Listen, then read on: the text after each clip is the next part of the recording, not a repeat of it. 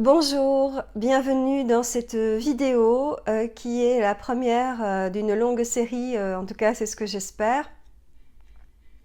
Alors je suis psychologue clinicienne, psychothérapeute et coach.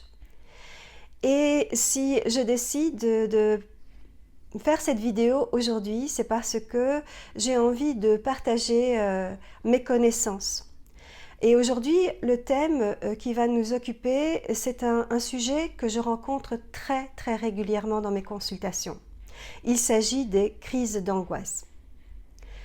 Alors, quand je dis crise d'angoisse, certaines personnes vont parler plutôt d'attaque de panique ou de crise de panique, mais ça veut dire la même chose. On fait référence à exactement la même chose. Alors, il semblerait que les femmes soient plus touchées par ces crises. Les statistiques rapportent qu'elles sont touchées 1,5 à 2 fois plus que les hommes. Je crois que c'est important quand même de relativiser ce nombre. Alors, ce qui se passe certainement, c'est que les hommes ont tendance à moins consulter le psy et ils ont tendance aussi à exprimer plus difficilement leurs émotions et leurs peurs.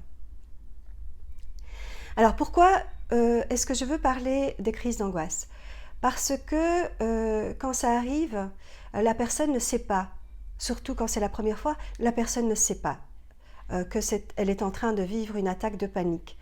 Et a l'impression de vivre quelque chose de très dangereux comme une crise cardiaque. Et c'est vrai que les symptômes, on le verra ensuite, ressemblent très fort à une crise cardiaque. Alors, qu'est-ce que c'est une crise d'angoisse? C'est une peur intense, mais vraiment très intense, qui peut arriver soudainement, de manière inexpliquée quelquefois, et où la personne a le sentiment de perdre totalement le contrôle. Alors, il y a deux cas de figure par rapport au moment où ces attaques de panique peuvent survenir. Il y a le premier cas de figure où il s'agit de la personne qui a des peurs, comme par exemple peur des araignées, peur des serpents, des souris, peur de parler en public, etc. Et donc, face à une telle situation anxiogène, la personne va faire une crise d'angoisse. Ce n'est pas systématique, hein, mais elle peut en faire. Il y a un deuxième cas de figure qui est plus perturbant. Pourquoi? Parce que ce sont des situations totalement impromptues, imprévisibles, où la personne ne comprend pas pourquoi ça lui arrive. C'est-à-dire qu'elle peut être en train de partager un bon repas en famille ou être en train de faire la fête avec des amis, voir qu'elle est sur son lieu de travail, que tout se passe bien, en pleine réunion par exemple, elle peut faire une attaque de panique. C'est très déroutant à ce moment-là. Voilà, donc la personne à ce moment-là ne comprend pas. Elle est en train de vivre ça, puis elle est entourée par d'autres, donc du coup, elle a juste envie de s'isoler. Alors, quelles sont les manifestations d'une crise d'angoisse? Alors, je vais les répertorier en 3 catégories. Il y a toutes les manifestations au niveau physique, les manifestations mentales et les manifestations comportementales. Au niveau des manifestations physiques, il y a tous les symptômes cardiovasculaires, c'est-à-dire des palpitations, de la tachycardie, donc une augmentation parfois très importante du rythme cardiaque. Et certaines personnes rapportent carrément qu'elles souffrent d'une douleur au niveau de la zone du cœur. Il y a les symptômes digestifs. Là, c'est des spasmes au niveau du ventre, des nausées, carrément des vomissements, parfois des diarrhées. Puis il y a les symptômes respiratoires. Ceux-là sont assez importants. En tout cas, se manifestent plus régulièrement chez les personnes atteintes d'attaques de panique. Et donc là, c'est des difficultés respiratoires, soit à l'inspiration, à l'expiration, voire les deux. Aussi une sensation d'étouffement, d'oppression au niveau de la cage thoracique, voire carrément la gorge qui est serrée et du mal par exemple à avaler. Voilà, donc ça ce sont les manifestations physiques. Il peut y en avoir d'autres, hein. Par exemple aussi des picotements au niveau des doigts. Elles peuvent aussi ressentir des tremblements. Par exemple, pour certaines personnes, elles auront tendance à aller uriner plus fréquemment. Voilà. Et puis, il y a toute la catégorie des manifestations mentales. Donc là, la personne, elle se dit que il y a quelque chose de très grave qui est en train de se passer, qu'elle ne comprend pas. Elle vit cela comme étant vraiment un énorme malaise dangereux. Et voire, elle s'imagine qu'elle va mourir. Et très souvent, les personnes disent qu'elles ont le sentiment qu'elles sont en train de mourir. Certaines personnes disent aussi qu'elles ont l'impression de devenir un peu folles. C'est vrai qu'à ce moment-là, il y a une forme de déréalisation, c'est-à-dire que la personne vit ça comme une forme d'étrangeté, quelque chose comme si c'était pas elle. Et donc ça donne ce sentiment en tout cas de perdre la tête. Voilà, donc ça c'est au niveau mental. Alors c'est clair qu'à ce moment-là, la personne, elle a juste envie de quitter l'endroit où elle se trouve. Et puis il y a les manifestations comportementales. Là, la personne est agitée, donc elle semble totalement déboussolée, désorganisée. Alors, c'est important de savoir que ça n'a rien à voir avec une crise hystérique, hein. C'est-à-dire qu'une crise hystérique, clairement les manifestations sont très visibles. Là par contre, la personne qui est en train de vivre une attaque de panique, elle va essayer d'être la plus discrète possible parce qu'elle est très mal à l'aise par rapport à ce qu'elle est en train de vivre intérieurement, surtout si ça ne se justifie pas par une situation extérieure. Donc voilà, désorganisée et vraiment complètement perturbée en tout cas dans sa manière d'agir. Et donc là, vraiment, comme je le disais tout à l'heure, elle va avoir un comportement de fuite. Alors, quand on n'a jamais expérimenté une attaque de panique, on a tendance évidemment à croire, comme je le disais, que c'est quelque chose de très très grave.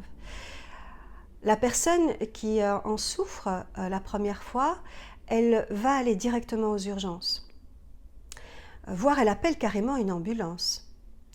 Et là, aux urgences, évidemment, on va procéder à toute une série d'examens cliniques qui vont, quand c'est une crise d'angoisse, se révéler négatifs. Et donc l'urgentiste va donner un anxiolytique qui va calmer la personne et puis la renvoyer chez elle en lui disant ben voilà, c'est certainement du stress que vous êtes en train de vivre. En tout cas, il n'y a rien, on n'a rien vu au niveau médical. Voilà, elle peut être rassurée, elle rentre chez elle et elle vit de nouveau une deuxième crise d'angoisse. Peut-être le jour même, peut-être le jour suivant ou quelques jours plus tard. Et là, si elle n'a pas été convaincue au moment où elle est allée aux urgences, elle va retourner voir son médecin et elle va demander pour avoir des examens plus approfondis. Bon, c'est pas plus mal parce que c'est important évidemment d'écarter toute pathologie organique. Évidemment, si comme la première fois, il n'y a rien, ça confirme qu'il s'agit vraiment bien d'une attaque de panique. Évidemment, tout ce processus va prendre du temps. Hein, le temps qu'elle passe les examens, qu'elle attende les résultats, etc. Quelques crises d'angoisse ont eu encore lieu. Le risque à ce moment-là, c'est qu'il y ait une chronicisation. Et que finalement, la personne va souffrir d'un trouble panique ou de phobie généralisée. Je m'explique. Donc en fait, la personne, à force de faire des crises d'angoisse, va être dans un schéma d'anticipation. Donc, elle va vivre dans la peur de la peur. Donc vous imaginez, elle est toujours dans un niveau d'alerte assez élevé, parce que comme elle ne maîtrise pas du tout ce qui est en train de lui arriver, elle a peur à chaque instant, à chaque endroit où elle se trouve, qu'une crise d'angoisse surgisse. C'est terriblement perturbant.